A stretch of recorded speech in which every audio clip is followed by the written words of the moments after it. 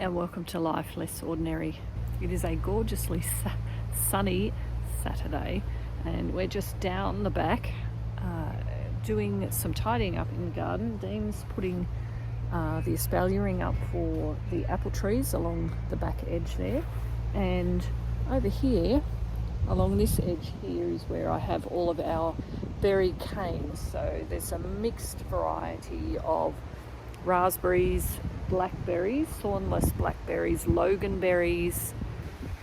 I have pruned them all back while they were dormant in the winter time, so any of the silver canes I've chopped back, and what we've been left with are the nice sort of brown coloured canes, which are now just coming up with the leaves and getting prepared to put on the flowers so that we will get fruit.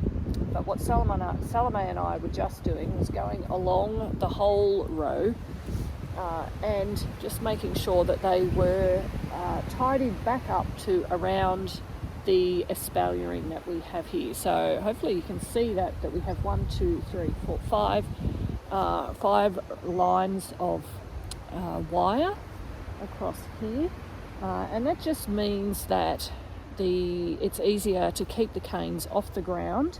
When canes are on the ground, they tend to send out roots, and that's how you end up with these massive piles of berries and berry canes that you just can't get into and cut back. So this is our way of keeping this as manageable as possible, having the rows of wire that we then train the berry canes along.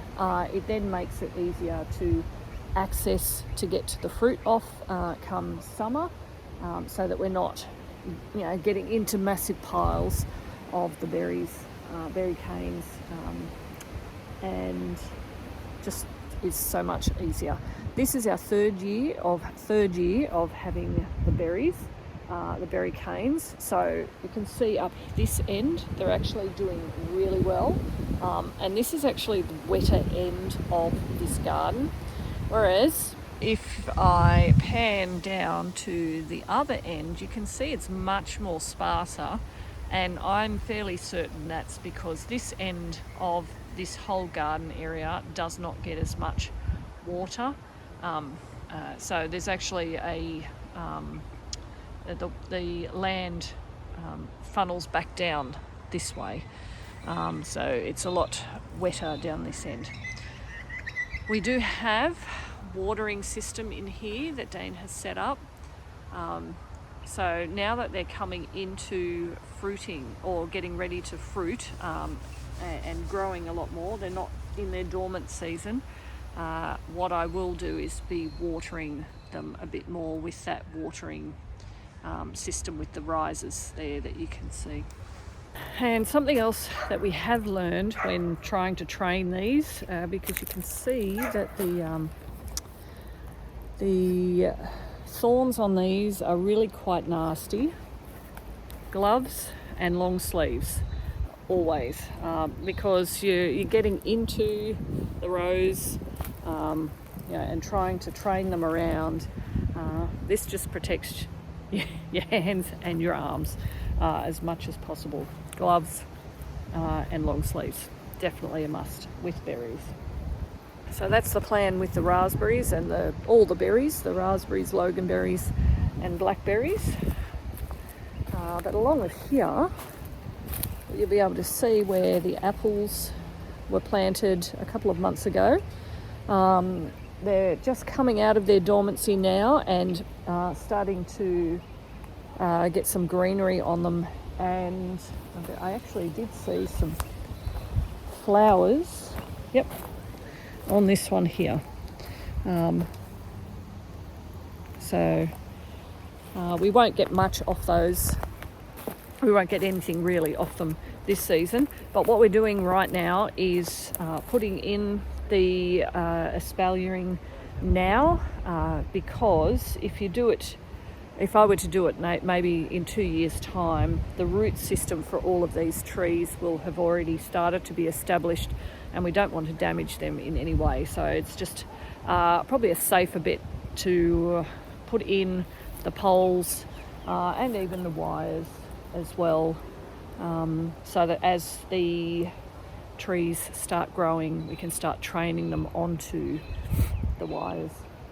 Dean's just down there, having Salome help him with the wires, which get tangled all the time. But that's our job for the next hour, I'd say, trying to get all the wire up now that he's got all of the posts, the T-posts in and level. So the intention is to run the wires from probably knee, hip, and just below shoulder level for me. We don't want the trees to grow too tall because we need to be able to net them.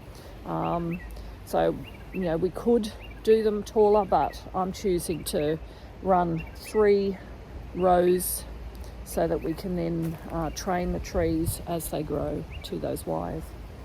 So we've just finished up the espaliering, and we've done the wires at just below knee, just below hip, at waist, and then just about that height there. So 1, 2, 3, 4 rows, and that should be adequate for espaliering all of these apple trees along the back.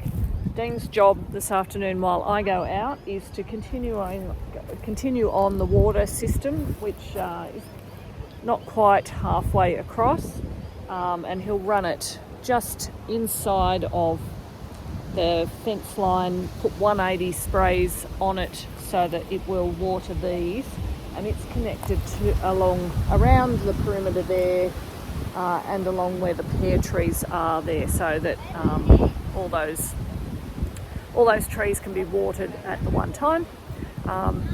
So that's how we are doing that, the espaliering and the watering. Hopefully you found this helpful. Thank you for joining us as we live our life less ordinary.